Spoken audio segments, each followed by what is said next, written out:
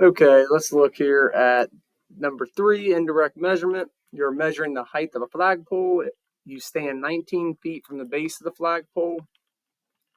You measure the angle of elevation from the point on the ground to the top of the flagpole is 64 degrees. Estimate the height h of the flagpole. So what we're looking at here is we want to go to our first step. And remember to help us out at the top, I'm all right, SOHCAHTOA. That's an easy way. We can also use the formula sheet. In step 1, I want to dot the angle. So now we're getting into actually solving these. So when I dot the angle, I want to dot the angle that I know if possible. So I know this angle is 64, so this would be the angle that I dot. From there, then I label. Well, hypotenuse is always across from the 90. The opposite is this h we're trying to figure out, and adjacent is 19. So now I don't want to do all three, so cut and TOA. I just want to pick the one that I have. So when I look at this, I do not have anything on this h side. There's no variable, there's no number, so I don't know h. So this is one way to do it. Go up here and cross out everything with h in it. So I can't do cosine function because I need the hypotenuse or I need to find it. I can't do the sine function because I don't have the hypotenuse and I can't find it. So that leaves me with, I have to use the tangent function because I have the opposite I'm trying to find and the adjacent is my 19 that I have. So now what I do is I set this up. Tan. Now instead of previous day we did tan of x, tan of a, of the angle letter. Now I have the degree, so I actually plug it in. So I put tan of 64 equals, and remember it's opposite. So opposite here would be my h. I don't know the opposite. And then on bottom, the a would be my 19. So now I have a little equation I need to solve. You can do this multiple ways. What I would do is just solve it like a basic equation. So to get rid of 19 on bottom down here, I'm going to, it's being divided, so opposite of divide would be multiply. 19 divided by 19. If I do it to the right, I had to do it to the left side. So h equals 19 times tangent of 64. Then I go to Desmos and I plug that in. So in Desmos, I type in 19, shift 8, and then TAN 64. Now, one thing, if you type this in backwards, 64, and you put tangent 19, you can see you're getting a bad number because if you did it this way, I always put the 19 in front because if you did it this way, you would need to put parentheses around it to see they're the same thing. And then the other way we always talk about doing it is you could just went and what's here in the green and typed it in. So I could have did tan 64. So I just want to show you this way. It eliminates the solving step. So I could have typed in tan 64. And then also on the other side, instead of h over 19, Desmos doesn't like h, so we can just put x over 19. And you can see it didn't graph this because this is just a number. So remember, anytime it's just a number, we have to put y equals. Now we can see where they cross, and they cross at 38.956, which is what we also got here. So either way, Desmos will help us solve that out. So our answer for this one was 38.9 feet. All right, let's look at a couple more like this. So next one here, it says solving a right triangle, round decimals to the nearest tenth. So it wants to know what are all these side lengths, and the angle measures are all blank, blank, and blank.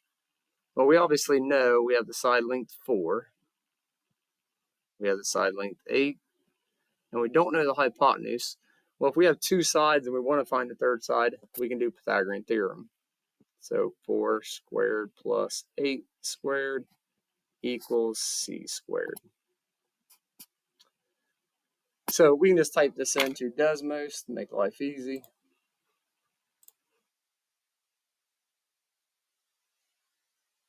Four squared plus 8 squared.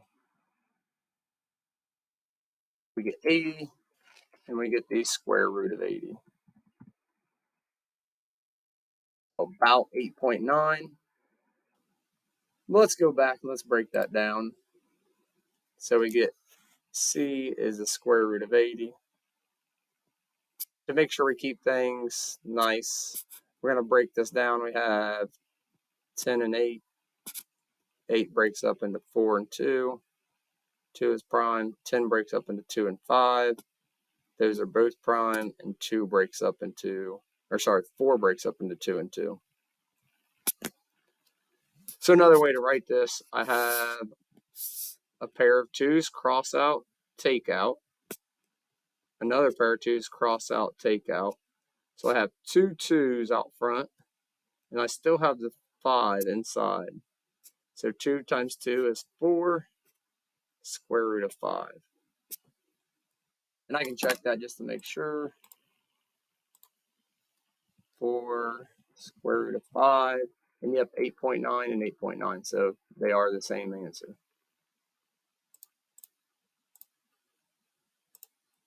So there's our last side, is 4 square root of 5. So using Pythagorean theorem finds our third side. Now to find our angles, we obviously know our biggest angle is 90. I'm going to put it last. You could put it first, it doesn't matter. So we already know this box means 90. Next, I need to find A or B. So I'm going to dot A. And now in order to find an angle, we have to use our trig ratios. Now, we do know this side here is 4 square root of 5, but to stay away from square roots, I'm going to actually use the 8 side and the 4 side. So what sides would those be from A? This would be the opposite, and this would be the adjacent. So again, SOHCAHTOA. Opposite adjacent tells me I'm using tangent. So tangent of A, because that's the angle I dotted, equals opposite 8 over 4.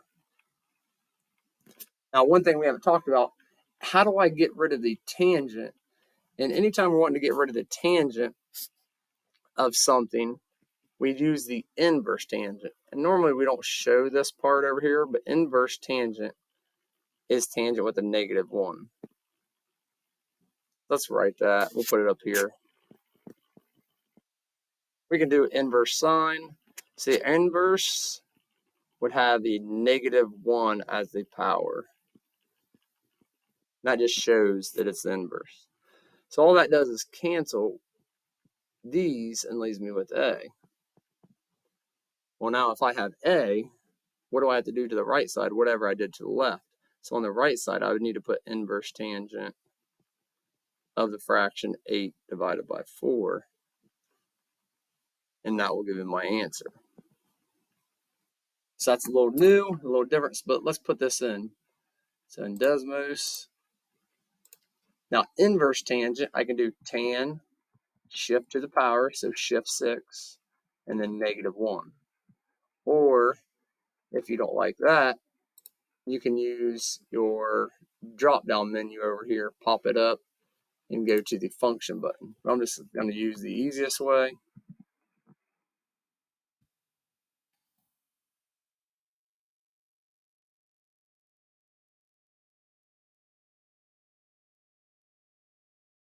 So inverse tangent, I get 63.4 degrees.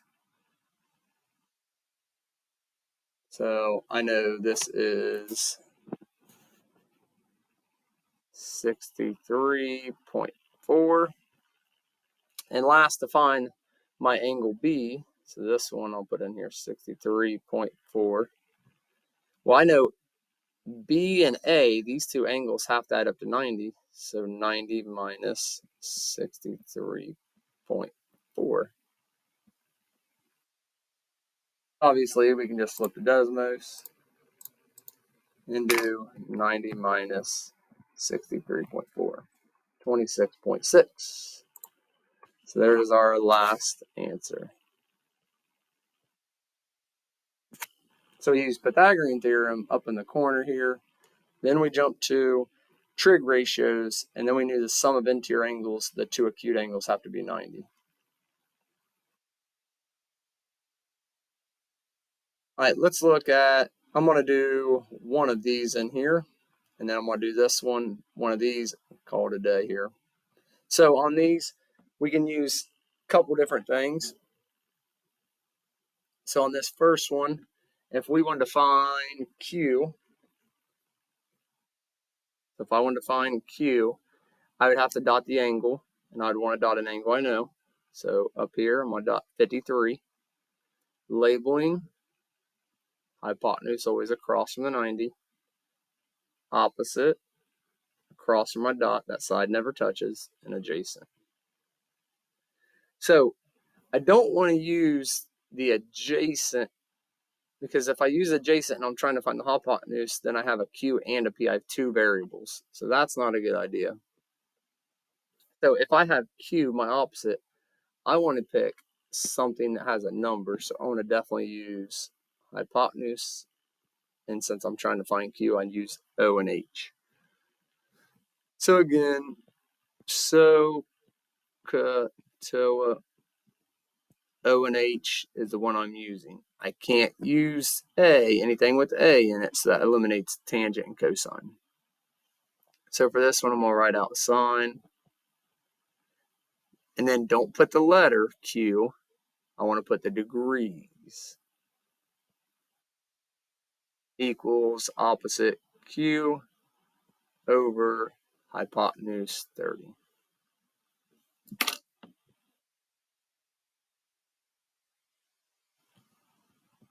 So type the left side in, sine of 53.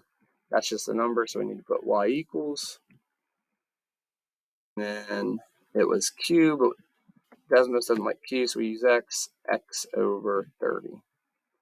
We can see, make sure you pick the point 23.95. So I'm assuming they round it to the tenths. It'd be 24.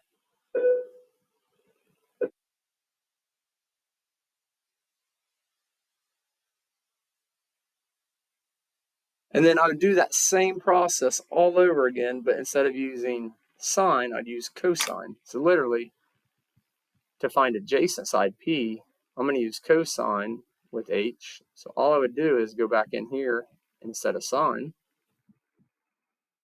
cosine, and now I have my answer at 18.05, so 18.1 would be my P.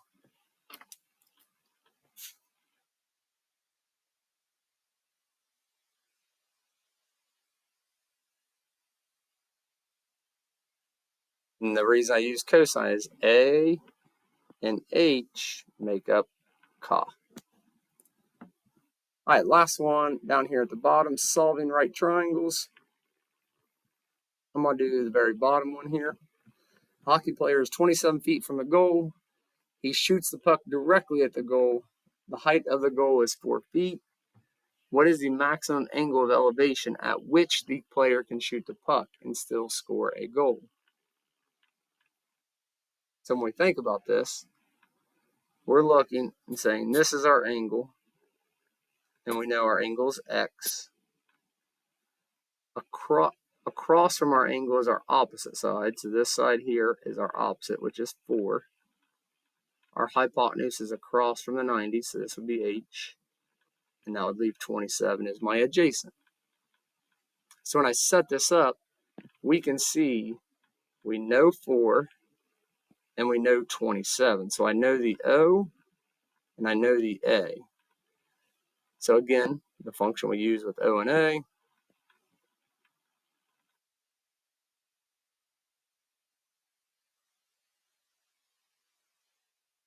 O and A, nope, O and A, nope, O and A, tangent. So the tan of, I don't know the angle, X, equals the opposite side is our 4 over our adjacent side, the 27. And remember, how do I get rid of the tangent? We kind of talked about this. We do the inverse. And on the left side, normally a lot of people don't even show that. It's just showing them getting rid of it. So x equals, and if I do it to the left, I got to do it to the right side. So inverse tangent of 4 divided by 27. So I literally type in this, and it gives me the answer.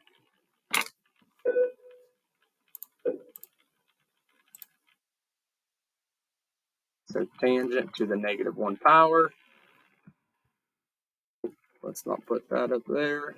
4 divided by 27.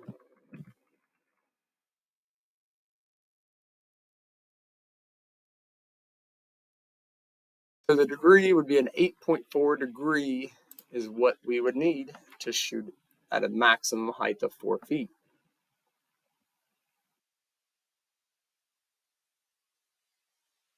So that would be our possible x value, 8.4 degrees. The last thing, oh,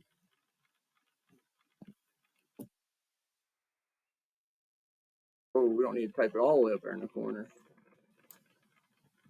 When do we use inverse functions? So when I say inverse functions, I guess to be clear, when do I use sine with the -1 or cosine with the -1 or tangent? That's a big question people get stuck on. Well, when we use that is when we're finding the x.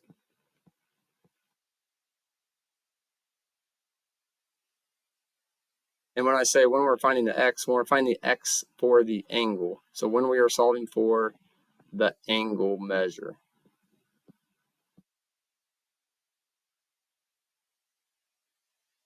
Angle means inverse. So if we had tangent of x equals 2 over 8, that means x is the angle. We have to use the inverse. And that's all, folks.